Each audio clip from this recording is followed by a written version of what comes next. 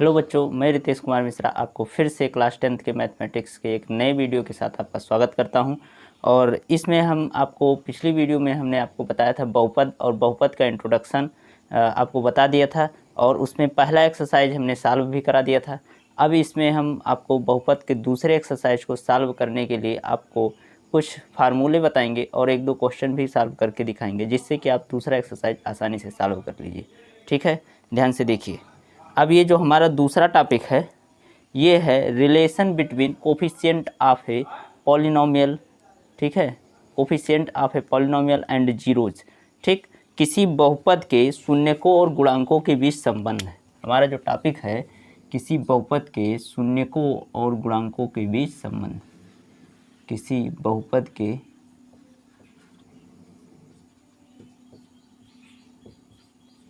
शून्यकों एवं गुणांकों के बीच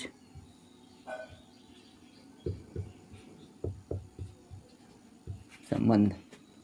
ध्यान दीजिएगा, ये जो टॉपिक है इसको आपको समझने के बाद ये कई जगह आपको कंपटीशन में भी देखने को मिलता है। इस रिलेशन को प्रयोग करके हम जल्दी से आंसर लाते हैं। ये ट्रिक के तौर पे काम आता है। ठीक है, लेकिन मैं आपको यहाँ पे डिटेल बताऊँगा ठीक कि ये संबंध आता कैसे है। ठीक है, तो ध्यान दीजिए कि इसमें पहले हम द्विघात बहुपद, पहले दो डिग्री वाले यानी द्विघात बहुपद वाले के लिए हम फार्मूला निकालेंगे, फिर उसके बाद 3 डिग्री वाले के लिए निकालेंगे। ठीक है, ध्यान से देखिए। जो हमारा 2 डिग्री वाला फार्मूला होता है उसको हम निकालने के लिए पहले हम उसका 2 डिग्री वाले यानी 2 घात बहुपद को लिखेंगे। और 2 घात बहुपद का जनरल व्यापक रूप कैसे होता है ये आप पहले से जानते हो, आप क्लास 9th में आप देख चुके हो। ठीक है, चलिए हम बता देते हैं, फिर भी आप नहीं जानते तो आप लिखिए ax² plus bx plus c। ये क्या है? ये 2 घात बहुपद है। ठीक है, 2 घात बहुपद है। ax² plus bx plus c ये व्यापक रूप में है यानी जनरल रूप में हमने इसको लिया है। ठीक है, अब जनरल रूप में हमने इसको ले लिया है तो अब ध्यान से देखिए। ठीक है, करना क्या है, हम इसके मान लेते हैं कि माना ये बहुपद है, माना ठीक है बहुपद है। ठीक है, जिसके शून्यक आपको बता दिया था पिछली वीडियो में क्या होता है। शून्यक अल्फ़ा कामा बीटा हैं। हमने यहाँ अल्फ़ा और बीटा को माना है। 2 शून्यक हैं, आपको पता है शून्यक कितने होंगे, आप देख कर भी बता सकते थे। ठीक है, अभी बता सकते हो। ध्यान से देखिए, यहाँ पे इसके पावर कितने हैं? 2 हैं, मैक्सिमम पावर 2 है। इसका मतलब इसके कितने शून्यक आएंगे? 2 शून्यक आएंगे। ठीक है अब ध्यान से देखिए, अगर इसके शून्यक 2 हैं तो इसका मतलब ये 2 अंक ऐसा है जिसको हम इसमें रखेंगे तो ये क्या हो जाएगा? 0 हो जाएगा। ठीक, तो इसको हम इस तरीके से भी लिख सकते हैं कि नहीं लिख सकते? तो ax² plus bx plus c बराबर किसके हो जाएगा? यहाँ पे एक कांस्टेंट ले लेते हैं k। ठीक है, कोई नंबर से मल्टीप्लाई हो सकता है इसमें, और ये हो सकता है आपका x माइनस अल्फ़ा और x यहाँ पे x माइनस बीटा, ऐसे आप कर लीजिए, यानी इन दोनों का मल्टीपल के बराबर होगा। अब इसको हम सॉल्व करते हैं। ठीक है, क्या होगा? ध्यान से देखिए, ये हमारा इधर वैसे ही रहेगा ax² plus bx plus c बराबर, यहाँ k है, इसको हम थोड़ा सा हल करते हैं तो क्या हो जाएगा? x into x equal to क्या हो जाएगा? x², x का गुणा इसके साथ करोगे तो माइनस बीटा x और माइनस अल्फ़ा, ये माइनस अल्फ़ा x हो जाएगा। ठीक है, और फिर उसके बाद प्लस अल्फ़ा बीटा हो जाएगा। अब ध्यान से देखिए, इसको हम और भी लिख सकते हैं कि x², यहाँ माइनस कॉमन ले लें तो अल्फ़ा प्लस बीटा लिख सकते हैं और इंटू x हो जाएगा। ठीक है, ये अल्फ़ा है और ये हमारा हो जाएगा प्लस अल्फ़ा बीटा। ध्यान से देखिए, k का मल्टीप्लाई इसमें हम करा दें तो k x² हो गया और ये क्या हो जाएगा? Minus k alpha plus beta x plus alpha, यहाँ k अल्फ़ा बीटा। ध्यान से देखिए, ये हमें मिल गया ना। अब ये इधर से तो हमारा ये है ax² plus bx plus c, ये दोनों तो आपस में बराबर हैं। ax² plus bx plus c। अब इसके हम कोफिशिएंट यानी इनके गुणांकों का तुलना कराएं, ठीक है।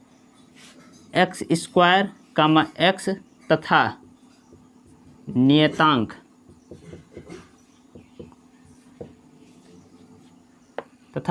को यहाँ एक्स स्क्वायर एक्स ऐसे कर दीजिए, एक्स स्क्वायर कामा एक्स के गुणांकों का तुलना कराने पर, के गुणांकों का तुलना कराने पर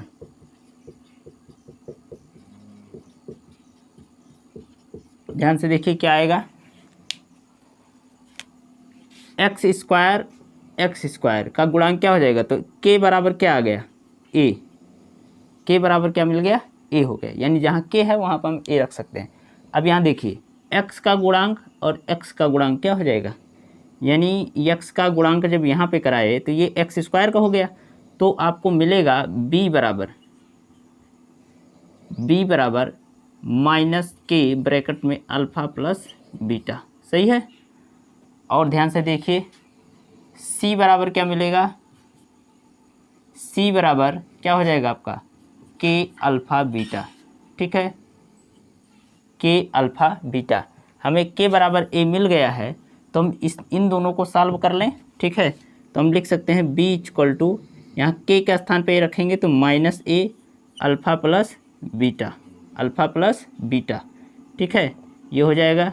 और तब इसको हम सॉल्व कर सकते हैं, अल्फ़ा प्लस बीटा बराबर क्या हो जाएगा, अल्फ़ा प्लस बीटा बराबर हमें मिल जाएगा माइनस बी बाई ए, क्या मिल जाएगा, माइनस बी बाई ए।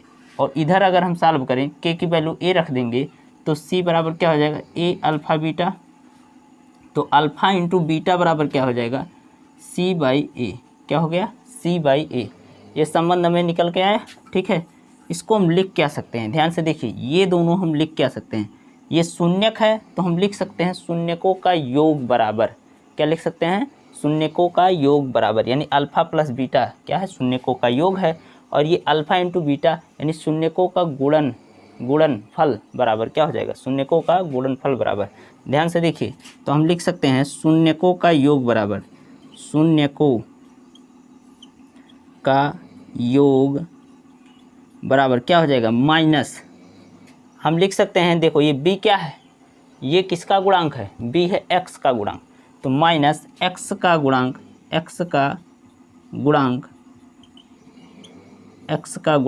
बटे एक्स स्क्वायर का गुणांक, यानी एक्स स्क्वायर का गुणांक। समझ में आया कि नहीं, ये देखिए कितना अच्छा संबंध मिल गया। हम तो याद इसको रखते हैं, लेकिन ये मेन है इसका, शून्यकों का योग बराबर माइनस एक्स का गुणांक बटे एक्स स्क्वायर का गुणांक। अब इधर देखिए यहाँ पे शून्यकों का गुणनफल बराबर, शून्यकों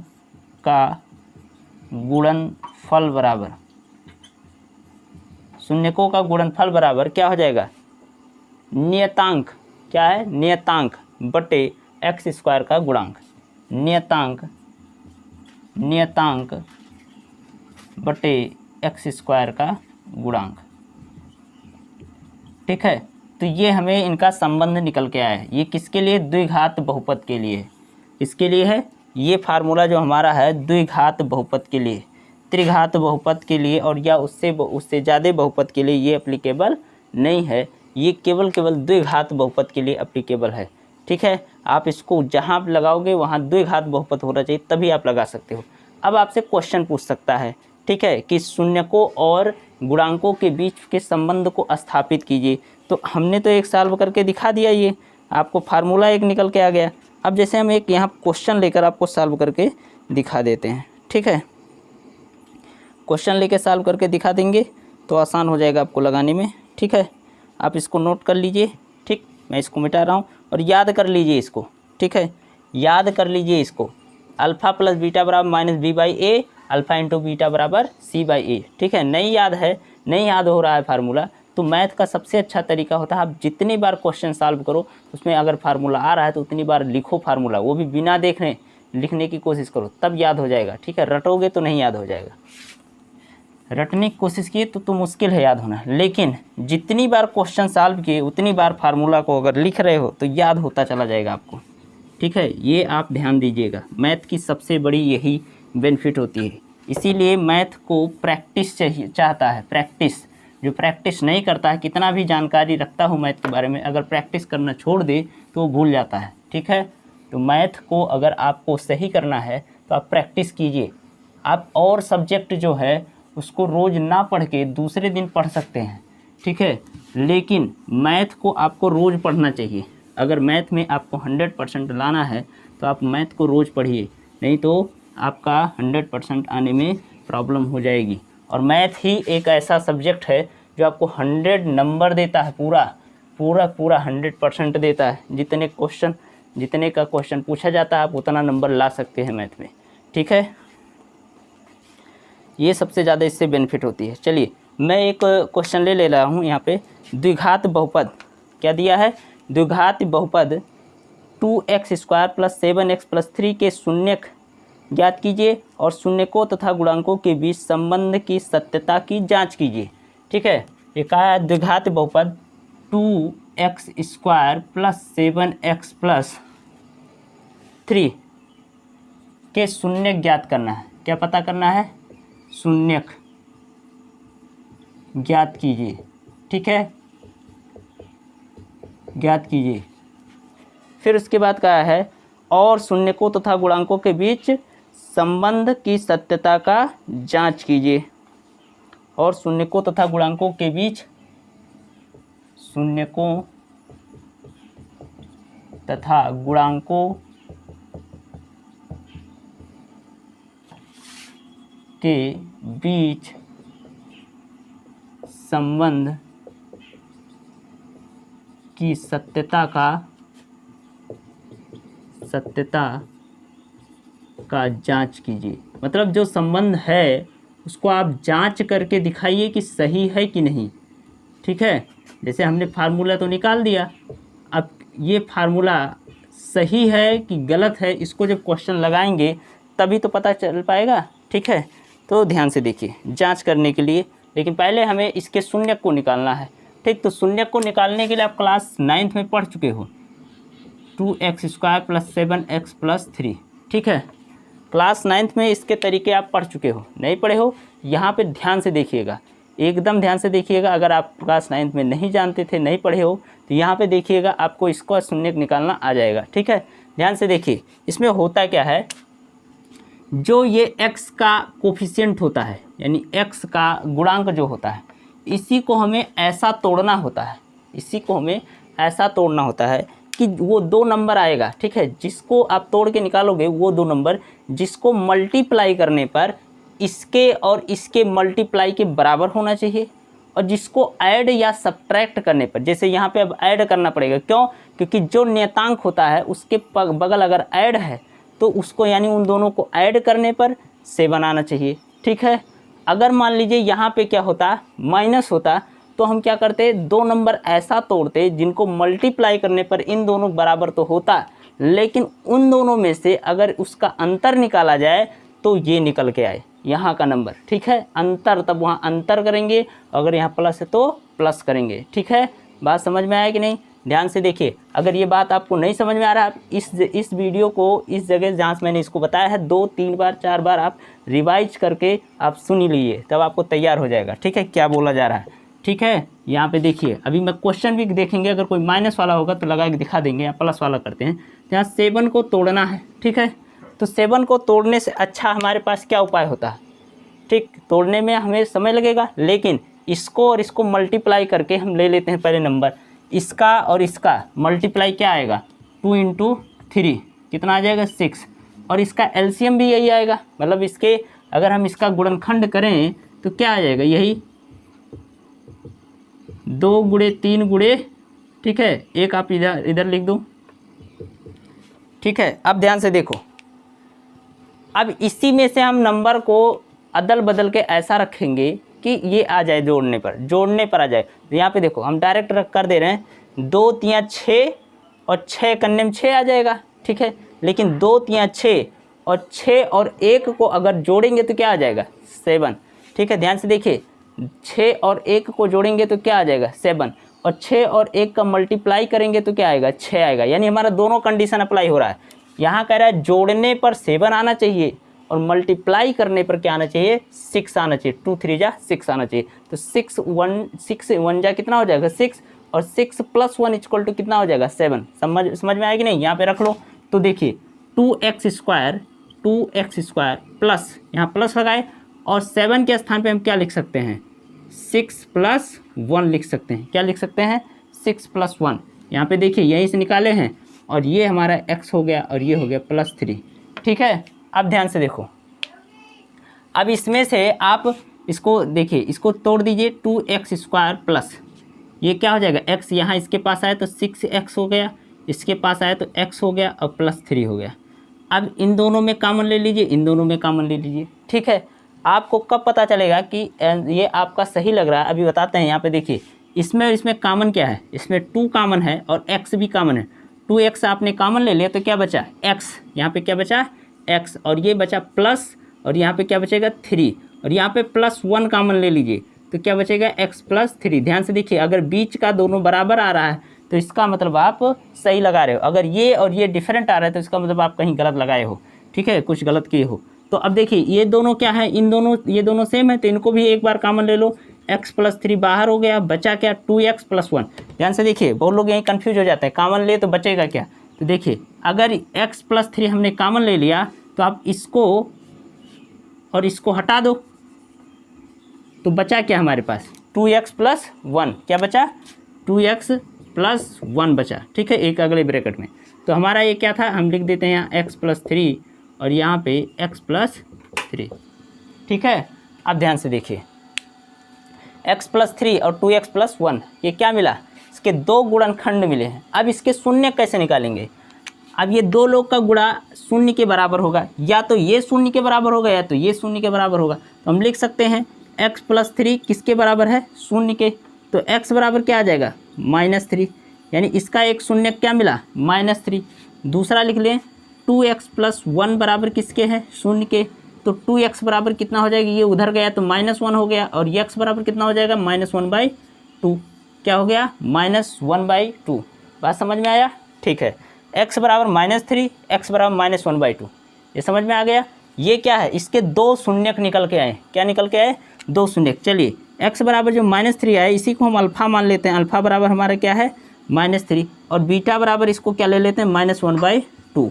अब इसके हम शून्यकों के बीच संबंध की सत्यता की जांच करने चल रहे हैं। ठीक है, शून्यकों के बीच संबंध की सत्यता की जांच करने चल रहे हैं। ठीक है, तो अब जांच करने के लिए हमें क्या करना है, हमें मालूम है, यहाँ पे लिख देते हैं जांच। ठीक है, जांच कैसे करेंगे, हमें मालूम है। ध्यान से देखिए, शून्यकों का योग बराबर हमें क्या पता था, शून्यकों का योग बराबर, शून्यकों का योग बराबर क्या था हमारे पास, यानी इसको हम लिख सकते हैं अल्फ़ा + बीटा = क्या था, -b/a था। ठीक है, तो ध्यान से देखिए, हम दोनों को निकालेंगे। हम अल्फ़ा + बीटा बराबर शून्यकों का योग, यानी अल्फ़ा प्लस, ये हमें फार्मूला से पता था।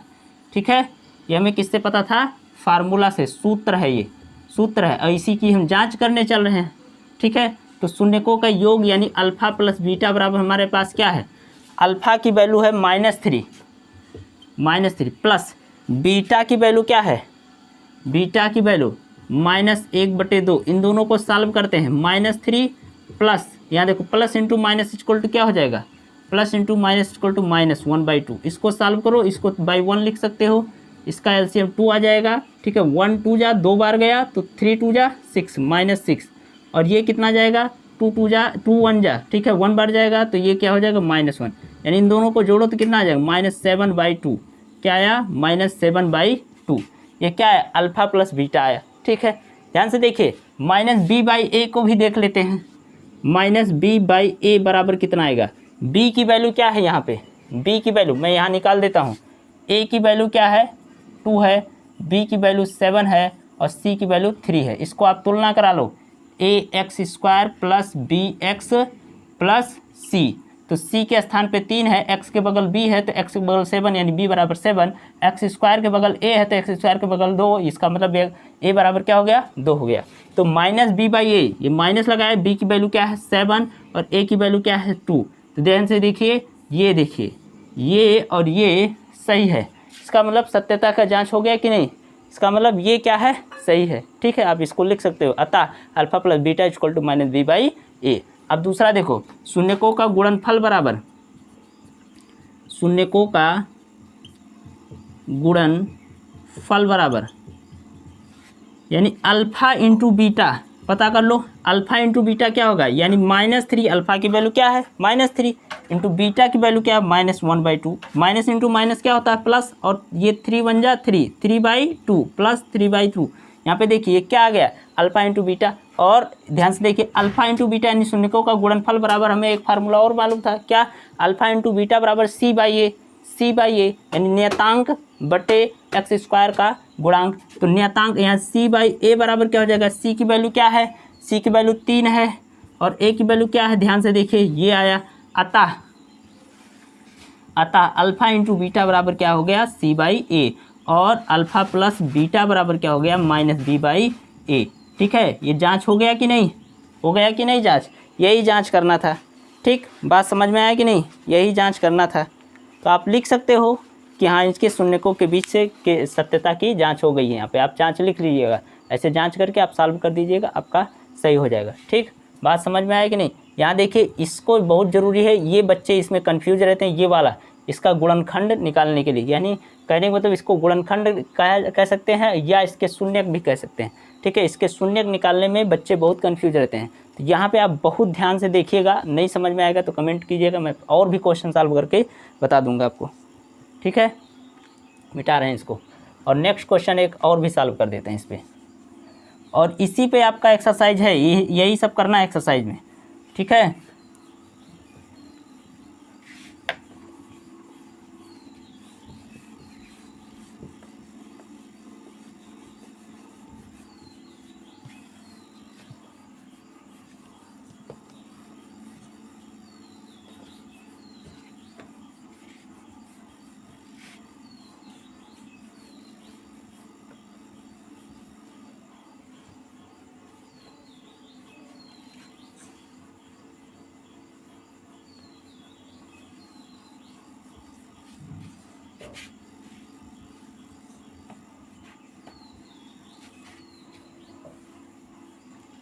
चलिए एक क्वेश्चन हम और सॉल्व कर देते हैं।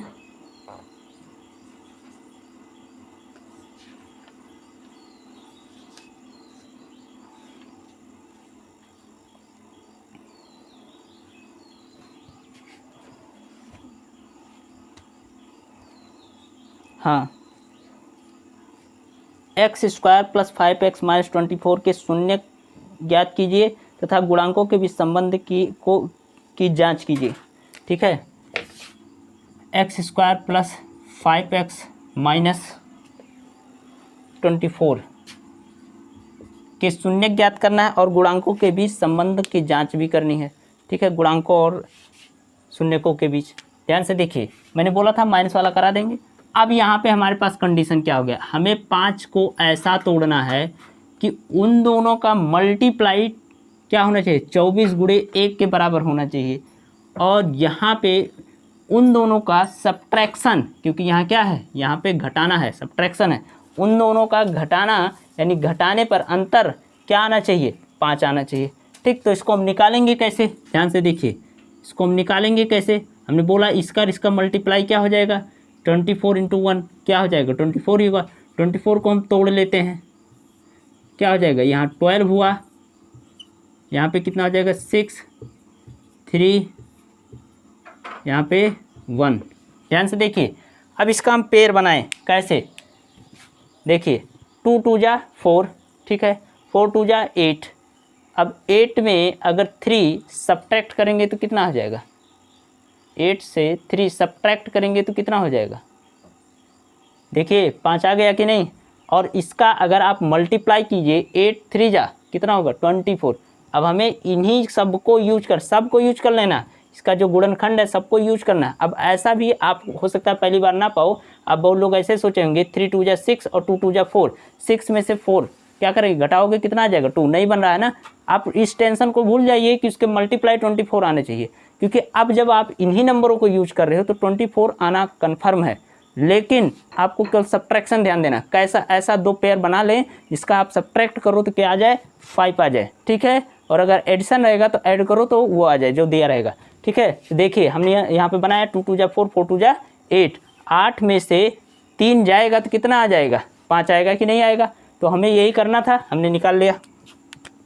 तो एक्स स्क्वायर प्लस यहाँ पे हम क्या लिख सकते हैं, 8 माइनस 3, क्या लिख सकते हैं, 8 माइनस 3, और बाहर हो गया यक्स और ये 24, 5 के स्थान पे हमने क्या लिखा, 8 माइनस 3। अब ध्यान से देखो, एक्स स्क्वायर और ये अंदर जाएगा तो प्लस 8x और ये माइनस 3x माइनस 24, ठीक है। अब ध्यान से देखो, अब इसको देखो, इन दोनों में कॉमन क्या है, x कॉमन है तो x प्लस 8 हो गया, और इन दोनों में क्या कॉमन है, माइनस 3 कॉमन हो जाएगा। देखिए माइनस कॉमन लेंगे तो दोनों प्लस हो जाएगा, क्योंकि दोनों माइनस है, माइनस कॉमन ले ली दोनों प्लस हो गया, तो ये भी प्लस प्लस। हाँ देखिए, तो हमने आपको बताया कि इसमें से आप x कॉमन ले सकते हैं तो x प्लस 8, और इसमें आप माइनस कॉमन लेंगे तो ये सब प्लस में हो जाएगा, और 3 देखिए दोनों में कॉमन है तो माइनस 3 कॉमन हो गया, तो माइनस 3 कॉमन हो गया तो एक बचा प्लस x और ये प्लस 8 बचा, ठीक है, समझ में आ गया। अब देखिए plus x plus 8 plus x plus 8, देखिए दोनों में क्या है, कॉमन है, तो इसको भी आप हटा लीजिए यहाँ से, तो इसको हटाएंगे तो बचेगा क्या, आपका बचेगा x माइनस 3, ठीक है, क्या बचा, x माइनस 3, एक्स प्लस 8 इधर हो गया और x माइनस 3 इधर हो गया। अब इसका गुणनखंड क्या हो गया, यानी इसके शून्य क्या हो गए। अब आप इसके शून्य पता करो तो शून्य क्या होगा, शून्य के लिए आपको x प्लस 8 बराबर 0 करना पड़ेगा, तो x बराबर क्या हो जाएगा, माइनस 8, पहला शून्य निकल के आया, और ऐसे ही x माइनस 3 बराबर 0 करना पड़ेगा, तो x इक्वल टू कितना आएगा, प्लस 3, ठीक है। तो एक शून्य क्या हो गया है, यानी अल्फा बराबर आप यहाँ पे माइनस 8 ले लो और बीटा बराबर क्या ले लो, 3 ले लो। अब यहाँ पे आपको शून्यकों का जांच करना है, ठीक है, शून्यकों के गुणनखंड शून्यकों के और गुणांकों के बीच संबंध का क्या करना है, आपको जांच करना है। ध्यान से देखिए, अब आप शून्यकों का योग यानी अल्फा प्लस बीटा निकालिए, तो अल्फा प्लस बीटा कितना आएगा, अल्फा बराबर कितना है आपका माइनस 8 और बीटा बराबर प्लस 3, तो माइनस 8 और बीच में है प्लस और ये हो गया प्लस 3, तो क्या हो जाएगा, अब इन दोनों में से बड़े में से छोटा घटाओ, बड़ा वाला चिन्ह लगाओ, आप 8 में से 3 जाएगा कितना आएगा, 5, माइनस 5 कितना आया, माइनस 5। देखिए अब अगर आपको मालूम होगा तो अल्फा प्लस बीटा बराबर फार्मूला क्या था, माइनस बी बाई ए, यही तो था।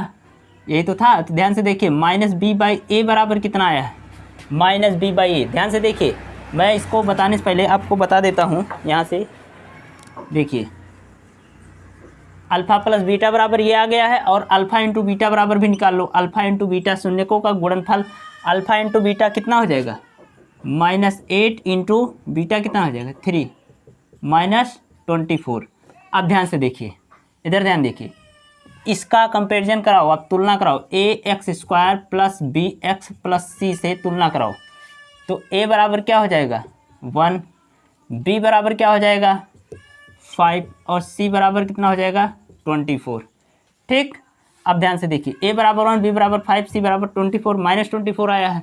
अब आपको मालूम है अल्फा प्लस बीटा बराबर माइनस बी बाई ए था, ठीक है, तो अब यहाँ पे माइनस बी बाई ए बराबर क्या निकल के आया, इसको मैं मिटा देता हूँ क्योंकि जांच कर रहे हैं तो आप दोनों दिखाओगे नहीं, बाद में दिखाओगे। तो यहाँ माइनस बी बाई ए की वैल्यू निकाल लो, माइनस बी बाई ए बराबर कितना हो जाएगा, माइनस 5 बटे ए क्या है 1, तो इसको लिख सकते हो माइनस 5, ठीक है। ऐसे सी बाई ए बराबर कितना हो जाएगा, माइनस 24 बाई, ठीक है, यहाँ प्लस सी बाई ए, यहाँ पे क्या हो जाएगा 1, यानी माइनस 24, कितना आया माइनस 24। ध्यान से देखिए, ये किसके बराबर आ रहा है, इसके बराबर, और ये इसके बराबर, इसका मतलब आप लिख सकते हो अल्फ़ा प्लस बीटा बराबर माइनस बी बाई ए, और ऐसे ही आप अल्फ़ा इंटू बीटा बराबर सी बाई ए के बराबर लिख सकते हो। तो ये हो गया ना सत्यता का इजात और सत्यता की जांच भी हो गई और सत्यापित भी हो गया। ठीक है, समझ में आएगी नहीं। ये आपका एक क्वेश्चन और कंप्लीट हो गया, इसको आप नोट कर लीजिए। ठीक है, अब मैं आपको थोड़ा सा और क्वेश्चन इस तरह एक अलग तरीके से बताऊंगा। ठीक है,